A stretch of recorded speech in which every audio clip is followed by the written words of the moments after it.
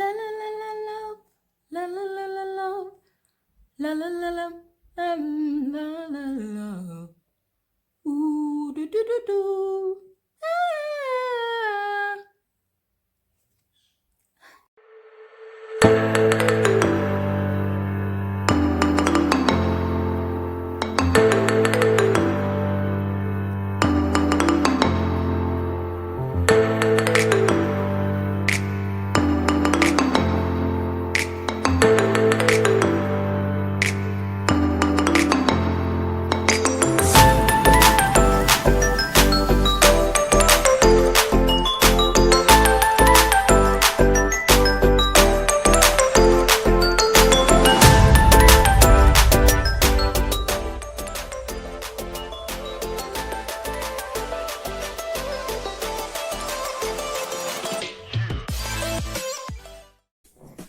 Hey SYT fam, this is your girl Yana Positive.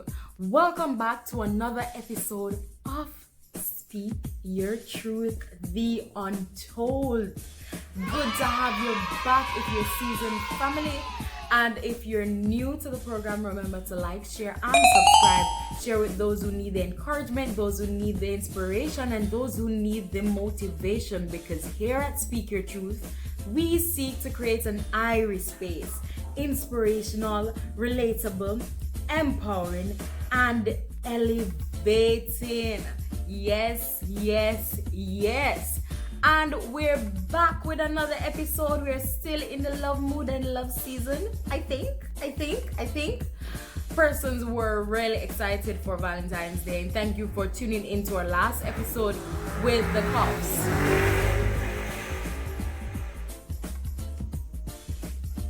All right. So for this episode, we'll be looking at your love language. Yes, I said it right, correct. Your love language. We know that there are 5 major love languages, right? Yes. We're gonna go into detail with them all. And we always hear that, oh, it's important for you to know your partner's love language. But let me tell you something. It's important for you to know your love language.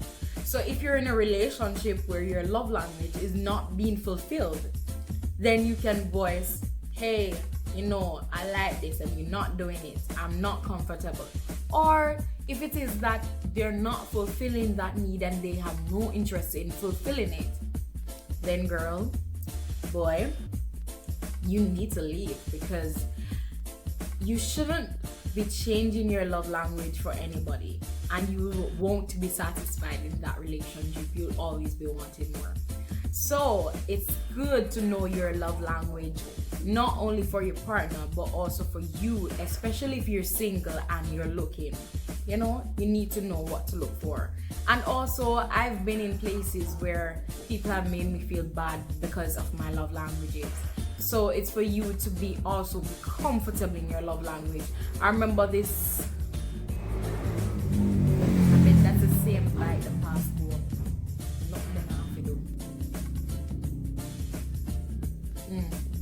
I remember when I was in this particular situation, and people, they were talking, and I don't remember what I said. I was like, no man can come give me that, no little patty or nothing. And of course, I don't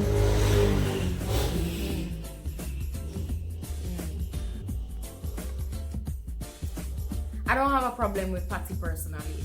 But if it is that you can afford something more expensive, I don't see why you would give me patty.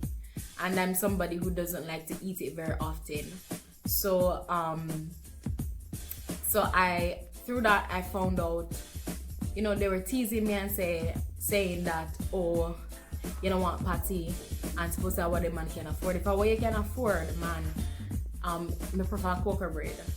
Or if I'm in a mood for something else that's more affordable, then go for it. But by virtue of that, I found out that one of my love languages actually gifts. And somebody, they were troubling me and saying, oh, I'm a gold digger and whatever. And you know, there was a girl there and she said that, oh, her love language is probably a gift, and that's fine. And that's when I got into looking about love languages. And so I'll just talk a little bit more about that, because a lot of persons, your love language is gift, and because you may be a girl, you may be labeled as a gold digger, but it's not necessarily that you want a man to always be providing for you. But it's not just about the expensiveness of the gift, but the thought behind it. This Instagram post with a guy packing in a Valentine's Day for his side chick, and what he was giving her was, you know, lots of tin mackerel and rice and flour and scallion and thyme. And somebody said to me, you woulda take this. And I said, no, why you woulda give me that? I don't eat mackerel. I don't eat mackerel, not because of the expense of it, but I don't like the taste. I genuinely don't like the taste. So him packing in all that stuff, it's obvious that that stuff is expensive, because as cheap as when I think tin mackerel is, there are other things that are very cheaper. He could have for less than $500, he was having like about $2,000 worth of goods in packing. And you know, it's a joke, because he's trying to diss the girl, in my opinion. But really and truly, the $2,000 worth of money, you could buy a lot of stuff with that. And so sometimes when you have somebody whose love language is gift, it's not really about the expense, but really the thought behind it. I've been in situations where someone would buy, for a special occasion, they're buying ice cream, and I don't like grape nut ice cream. This person knows it. And they bought grape nut ice cream. It's their favorite. You're not really buying it for me. You're buying it to share with you, because you know I'm not going to eat a lot of it. So at the end of the day, you'll be getting it. And so it's important that you put a thought behind it. If you have somebody who you notice love language is gift, or your love language is gift. You like receiving gifts, and it doesn't mean it's expensive, but it's the thought process that really matters. Yeah, good girl forget things. Some say no. Some say good girl forget things. I'm serious about it. So it's something I noticed that a lot of guys have a problem with. And also, I've also noticed that it's not only, usually it says receiving gifts, but it's really sometimes about giving gifts too, because I notice I like to give gifts as a part of my love language. Anyway, you have number two, acts of service. That means you like when people do things for you. You like if you feel pressured, or if you feel as if the world is coming down on you and you're busy. You like if they give a helping hand. You like if they help you out with your homework, your projects.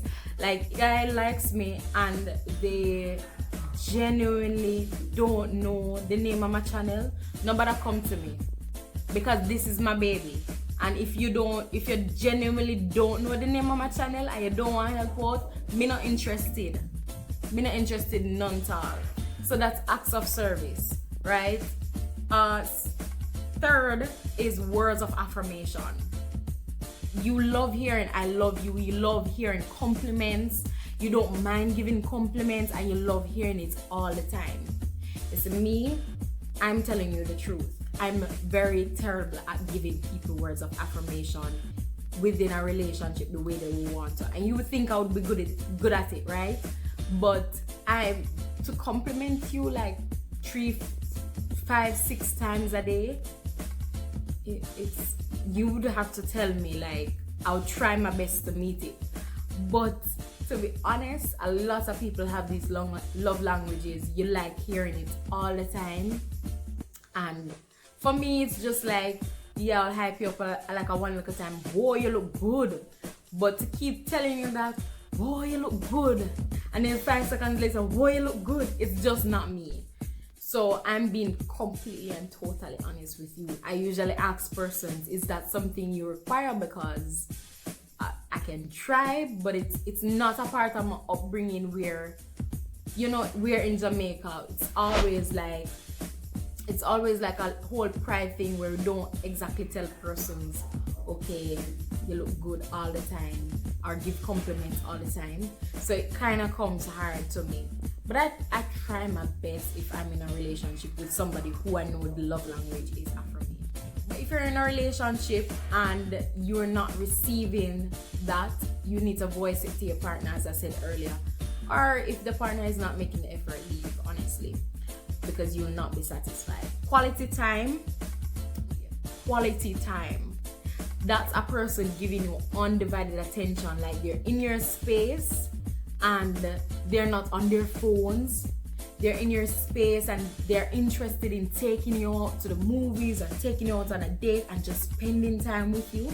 That undivided attention given to you is, if you notice that you love undivided attention on you from your partner, then you'll be pretty high on this list.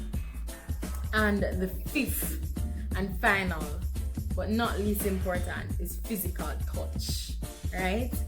You like to kiss, you like to hold hands, you like a hug from your partner, and it's important that if it is that this is your love language and you're in a relationship with somebody that doesn't like to be touched, it's gonna be difficult.